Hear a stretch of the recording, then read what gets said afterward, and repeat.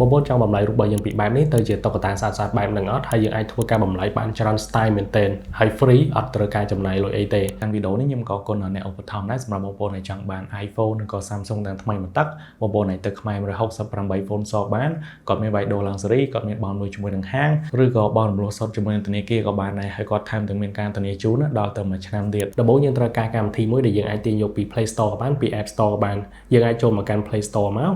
ហើយខ្ញុំអាចធ្វើការ search Chat GPT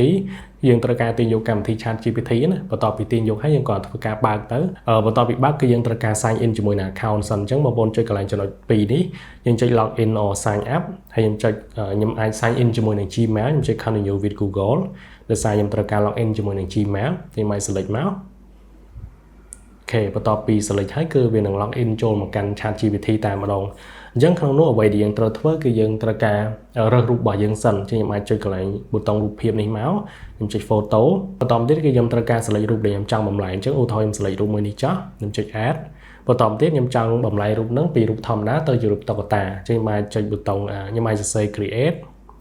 a cartoon version ខ្ញុំ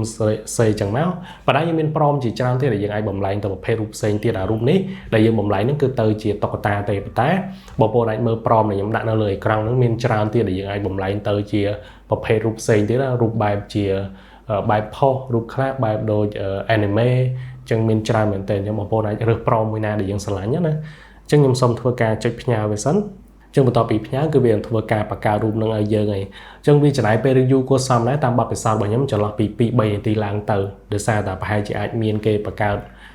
ប្រើប្រាស់ច្រើនអញ្ចឹងណាអញ្ចឹងវានឹងចំណាយពេលយូរអញ្ចឹងយើងនឹងចាំលទ្ធផលអរគ្នាអូខេអញ្ចឹងនេះជារូបភាពដែលយើងទទួលបានឃើញថាស្អាតមែនទែនហើយតើតើនឹងការផ្ដល់លទ្ធផលមកហ្នឹងគឺវាដូចគ្នាទៅនឹងរូបដែលយើងបានបង្កើតហ្នឹងណាវាចេញមកលក្ខណៈទ្រង់ទ្រាយតែមួយតែម្ដងហើយបើយើងចង់ save ក៏ select ទៅលើរូបហ្នឹងទៅចុចប៊ូតុង get started ហើយចុចប៊ូតុង save ជាការស្រេចយើងអាច save ទុកក្នុង gallery របស់យើងអញ្ចឹងណាហើយ